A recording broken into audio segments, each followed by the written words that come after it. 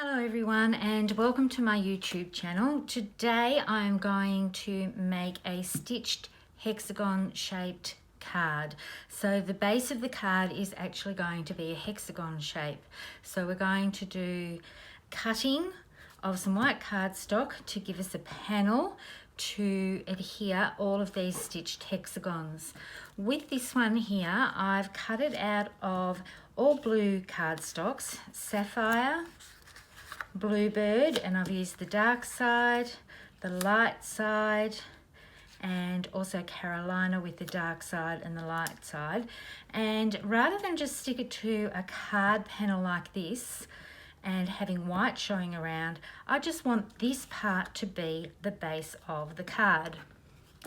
So what I'm going to do, I've got a piece of white daisy cardstock here, and it is cut at 4.5 and 8.5, and I'm going to score it at 4.25.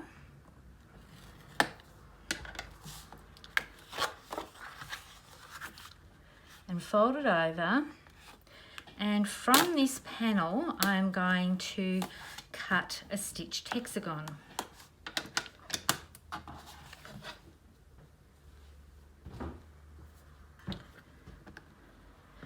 Now for this one, I want it to be a top folding card, so I want it to sit up like this.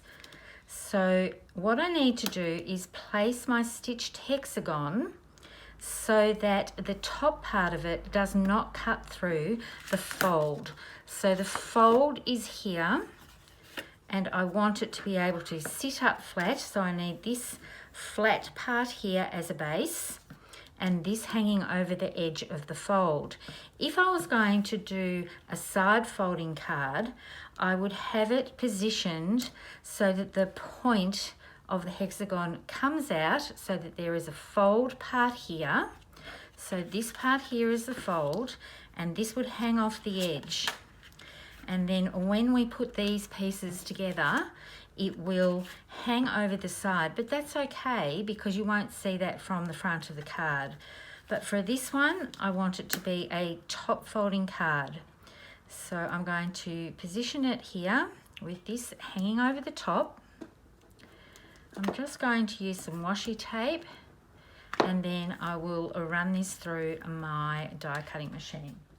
So I've cut through both layers of the white daisy. This is the part that is cut away.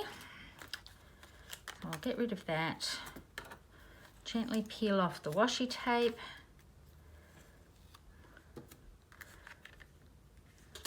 And you'll see that I now have a card base that is top folding, and that will stand up. So now I'm going to adhere these all together and then adhere this to the base of the card.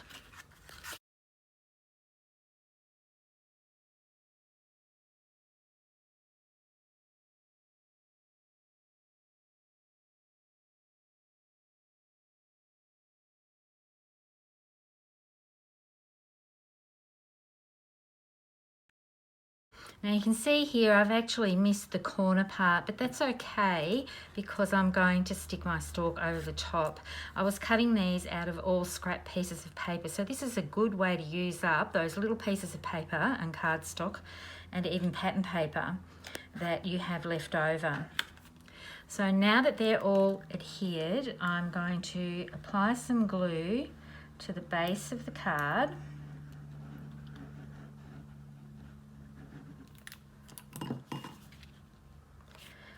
And I just want to make sure that I put this bit that didn't quite cut correctly up in that top left corner.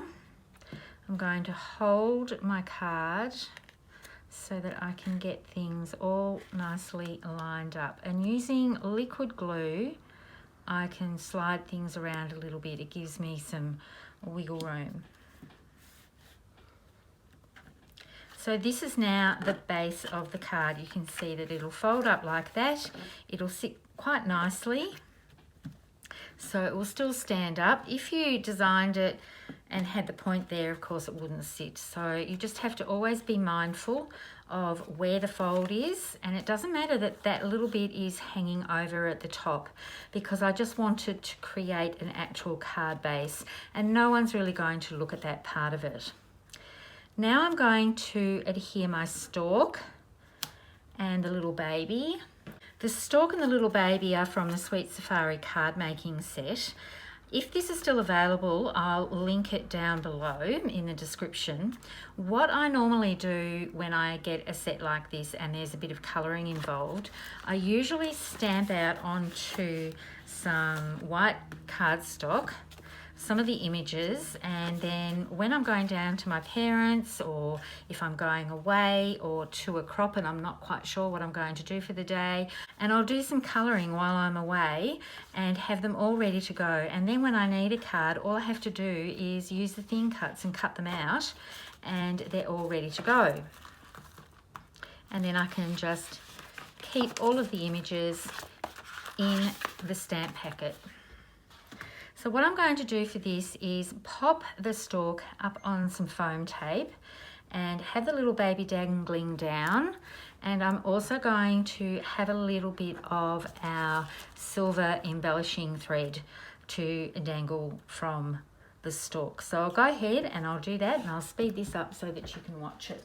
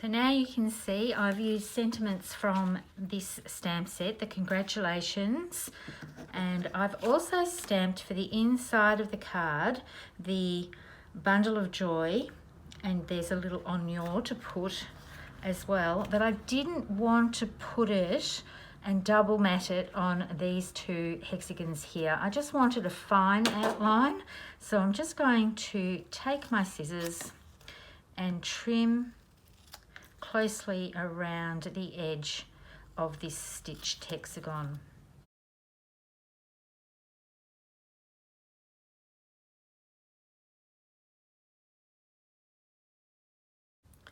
And now that's ready to put on the inside of the card.